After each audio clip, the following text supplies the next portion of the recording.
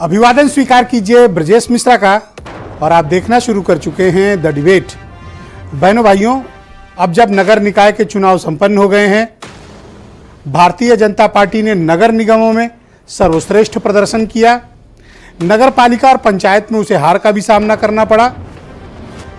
विपक्ष ने वहां स्थान मजबूत करने की कोशिश की। अब विपक्ष में समीक्षा बैठकों का दौर शुरू हुआ है। तो विपक्ष में यहां दो पार्टियां, एक बहुत मजबूत है समाजवादी पार्टी और दूसरा उससे कम मजबूत है बहुजन समाज पार्टी।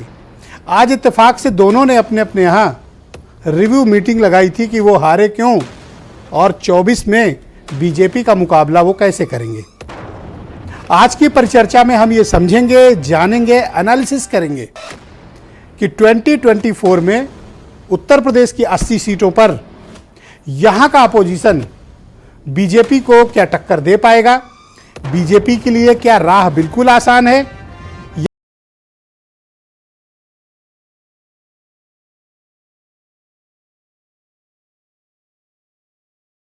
या फिर समीक्षा बैठकों का दौर चल रहा है। आज समाजवादी पार्टी में एक बड़ी समीक्षा बैठक हुई, बहुजन समाज पार्टी में भी एक समीक्षा बैठक आयोजित की गई। इन दोनों समीक्षा बैठकों के जरिए दोनों पॉलिटिकल पार्टीज ने यह समझने की कोशिश की कि वो हारे क्यों। तो आइए पहले चर्चा करते हैं मायावती की। मायावती ने आज उत्तर प्रदेश में छोटे बड़े तकरीबन सभी पदाधिकारियों को आमंत्रित किया था, बुलाया था और एक बड़ी वृहद रिव्यू मीटिंग की। मायावती का यह मानना है कि वोट हमारा राज तुम्हारा अब नहीं चलेगा। पहली बार मायावती अपने लोगों के बीच बहुत मुखर थी और उन्होंने भारतीय जनता पार्टी के नेतृत्व वाली सरकार पर गंभीर आरोप लगाए और ये कहा कि छल बल दल और पुलिस के दम पर यह चुनाव जीता गया है। मायावती का अगला फोकस महंगाई बेरोजगारी भी है, लेकिन यह सिर्फ बैठक में। फिर उन्होंने कहा कि पार्टी धन्ना सेठों की नहीं है, इसलिए फाइनेंशियली इसको स्ट्रांग करिए। इस बात से बसपा वाले हमेशा बड़े परेशान रहते हैं, ये वाला जो फैक्टर है। बाकी सब फैक्टर उन्हें सूट करते हैं। तो मायावती ने आने वाले दिनों में बहुत वृहद अभियान बूथ स्तर पर चलाने का भी ऐलान किया और अपनी पार्टी के मनोबल टूट रहे नेताओं का उन्होंने उत्साह भी बढ़ाया है ताकि वो बीजेपी का मुकाबला कर सकें। मायावती ने मीटिंग में आज ये भी कहा कि बीएसपी ही अकेली ऐसी पार्टी है जो बीजेपी से मुकाबला कर सकती है। अब ये थोड़ा एनालिसिस का बात है कि मायावती की इस बात में कितना दम है। और एक इम्पॉर्टेंट बात जो उन्होंने कही, 12.5% वोट शेयर की पार्टी, इसलिए उनकी स्ट्रेटजी भी समझना बहुत महत्वपूर्ण है। 80 की 80 सीटों पर बीएसपी अकेले चुनाव लड़ेगी। किसी प्रकार का कोई अलायंस किसी के साथ करने की उनकी कोई योजना नहीं है। लेकिन बहनों भाइयों, यह प्रारंभिक बयान है। नेता कब कन्वीनियंस के आधार पर, उपयोगिता के आधार पर चुनाव बदल लेते हैं, इसका आइडिया किसी को नहीं है। तो मायावती की यह स्ट्रेटजी है। अब आइए समाजवादी पार्टी की तरफ चलते हैं। आज समाजवादी पार्टी ने भी अपने नवनिर्वाचित महापौरों को, पालिका चेयरमैनों को, टाउन एरिया से भी पार्टी के पदाधिकारियों को और कुछ चुनिंदा लोगों को जो इस रणनीति में सम्मिलित थे, उनको आमंत्रित किया। अखिलेश यादव का मीटिंग में स्पष्ट कहना था आज की समीक्षा बैठक में कि भारतीय जनता पार्टी ने पुलिस के दम पर यह चुनाव जीता है।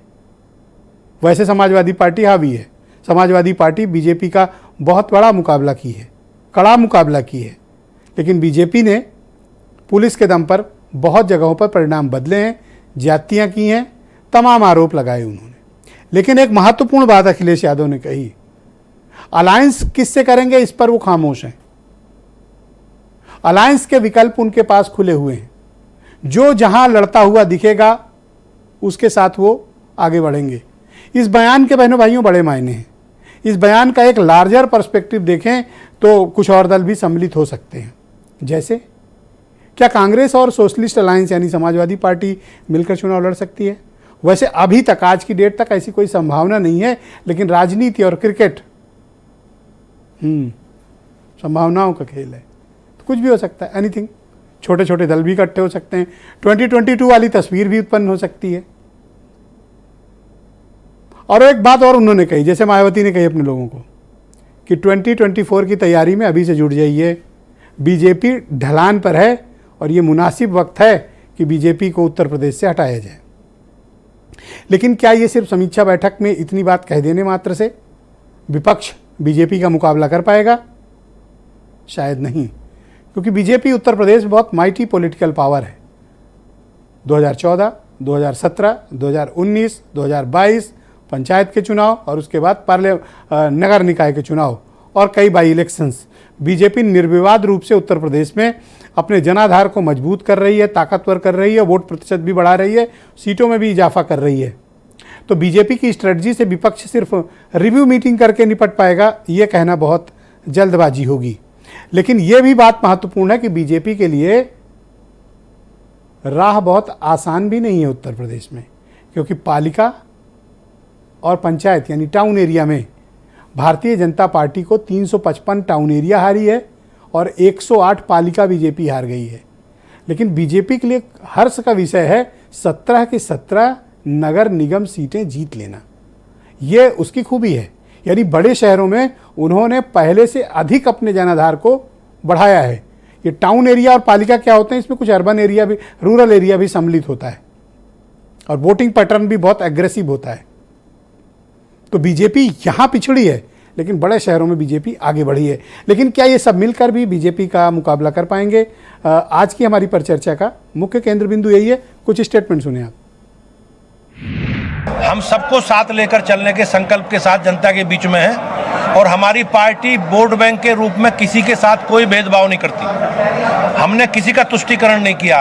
हम सबको साथ लेकर चलने के संकल्प के साथ आगे बढ़ रहे हैं और मुझे विश्वास है कि प्रदेश की जनता ने मोदी जी के और योगी जी के नेतृत्व में बड़ा जनादेश दिया है और हम उसका सम्मान करते हुए आगे बढ़ेंगे। स्थानीय निकाय चुनाव के जो रिजल्ट आए हैं उससे महसूस हो रहा है कि समाजवादी पार्टी 2024 में निश्चित केंद्र की सरकार की कुर्सी को हिलाने का काम करेंगे, क्योंकि परसेंटेज आप देख लीजिए और जनता में जो आक्रोश है वर्तमान सरकार के प्रति। तैयारी वर्कर को करनी है, पदाधिकारियों को उसको बूस्ट करना है।